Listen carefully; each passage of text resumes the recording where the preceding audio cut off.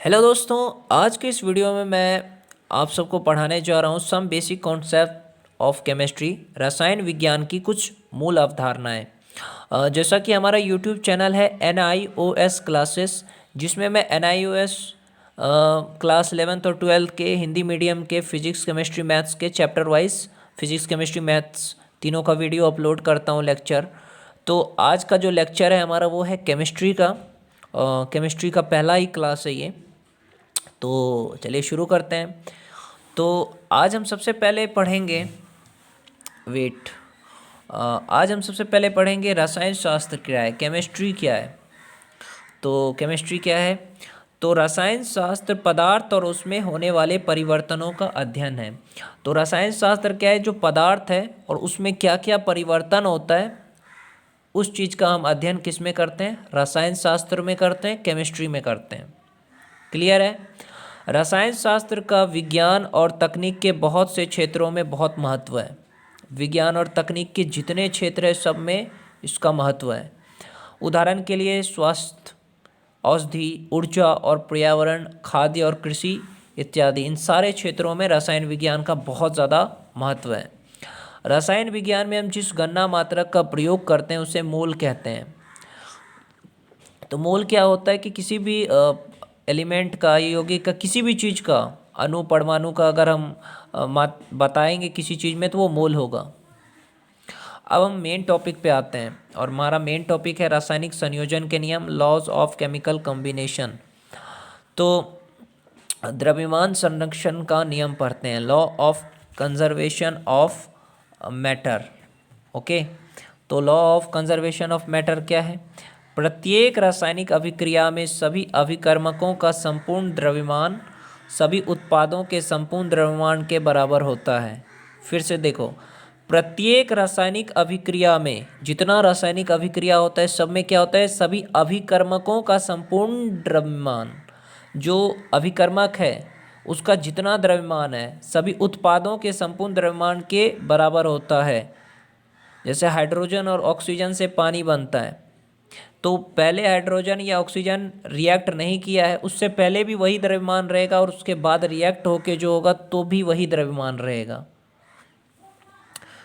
इसी को कहते हैं द्रव्यमान संरक्षण का नियम। मतलब रिएक्शन से पहले जितना द्रव्यमान था, रिएक्शन के बाद भी उतना ही द्रव्यमान रहेगा। द्रव्यमान का मतलब होता है मास। दूसरा है स्थिर अनुपात का नियम, लॉ ऑफ कांस्टेंट प्रोपोर्शन। दिए गए रासायनिक यौगिकों में तत्वों के द्रव्यमानों का अनुपात जो कि संयुक्त होते हैं, दिए गए रासायनिक यौगिक की बात कर रहा हूँ मैं, तत्व के द्रव्यमान का अनुपात, जो तत्व का द्रव्यमान होता है उसका अनुपात।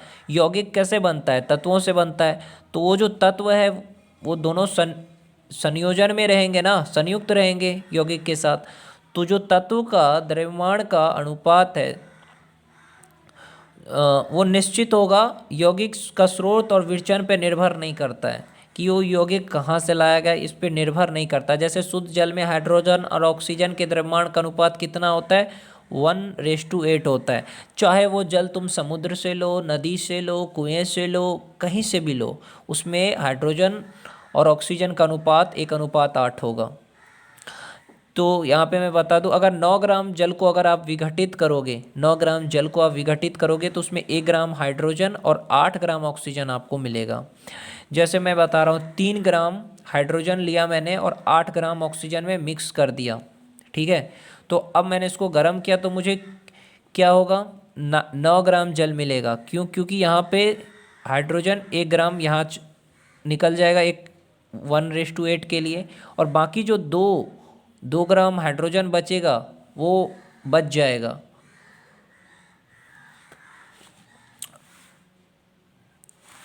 अब मैं बात कर रहा हूँ गुणित अनुपात का नियम, जिसको कहते हैं लॉ ऑफ मल्टीपल प्रोपोर्शन। यदि दो तत्व संयोजित होकर एक से अधिक यौगिक बनाते हैं तो एक तत्व के साथ दूसरे तत्व के संयुक्त होने वाले द्रव्यमान छोटे पूर्णांक के अनुपात में होता है। जैसे कार्बन और ऑक्सीजन, पहले बनाएंगे कार्बन मोनोऑक्साइड, फिर बनाएंगे कार्बन डाइऑक्साइड, तो उसका जो प्रोपोर्शन होगा, मल्टीपल प्रोपोर्शन होगा, 1:2 होगा। तो ये समझ में आ गया आपको। अब मैं डाल्टन का परमाणु सिद्धांत बताऊंगा, डाल्टन एटॉमिक थियरी। पदार्थ अति सूक्ष्म अविभाज्य कणों का बना होता है। कोई भी पदार्थ अति सूक्ष्म अविभाज्य कणों का बना होता है, ये कण परमाणु कहलाते हैं। सबसे छोटा कण जो रासायनिक अभिक्रियाओं में भाग लेता है परमाणु होता है। परमाणु का ना तो निर्माण किया जा सकता है ना उसे नष्ट ही, अर्थात परमाणु अनश्वर होता है, उसको बना नहीं सकते हो आप। और बात आती है एक तत्व के सभी परमाणु सब प्रकार से सदृश होते हैं, अर्थात एक तत्व के सभी परमाणुओं के आकार, आकृति और द्रव्यमान आदि समान होते हैं। एक ही तत्व या विभिन्न तत्वों के परमाणु परस्पर संयोग करके यौगिक बनाते हैं। एक ही तत्व और विभिन्न तत्व के परमाणु, एक ही तत्व या विभिन्न तत्व के परमाणु अगर परस्पर संयोग करेंगे तो क्या बनाएंगे? यौगिक बनाएंगे, यौगिक परमाणु बनाएंगे। और यौगिक परमाणु को अणु बोलते हैं। जब परमाणु परस्पर संयोग करके यौगिक परमाणु बनाते हैं तो इन परमाणुओं की संख्याओं का सरल पूर्णांक अनुपात होता है। तो यहाँ तक आपने समझ। अब यहाँ पे कुछ तत्व है, उसके संकेत हैं और परमाणु द्रव्यमान है। जैसे हाइड्रोजन का 1, हीलियम का 4, लिथियम का 6, कार्बन का 12, नाइट्रोजन का 14, ऑक्सीजन का 16, फ्लोरीन का 19, सोडियम का 23, मैग्नीशियम का 32, मैग्नीशियम का 24, सल्फर का 32, क्लोरीन का 35, पोटेशियम का 39, कैल्शियम का 40 और आयरन का 55। आणविक द्रव्यमान निकालना सीख जाइए। यहाँ पे जैसे किसी चीज़ का मॉलिक्यूलर मास निकालना है तो 2 गुना हाइड्रोजन का परमाणु द्रव्यमान प्लस 1 गुना ऑक्सीजन का परमाणु द्रव्यमान, तो ऐसे 18 AMU हुआ। इसी तरीके से 2 परमाणु आणविक द्रव्यमान आपको निकाल के लाना है। कमेंट में बताना इसका क्या आंसर आएगा।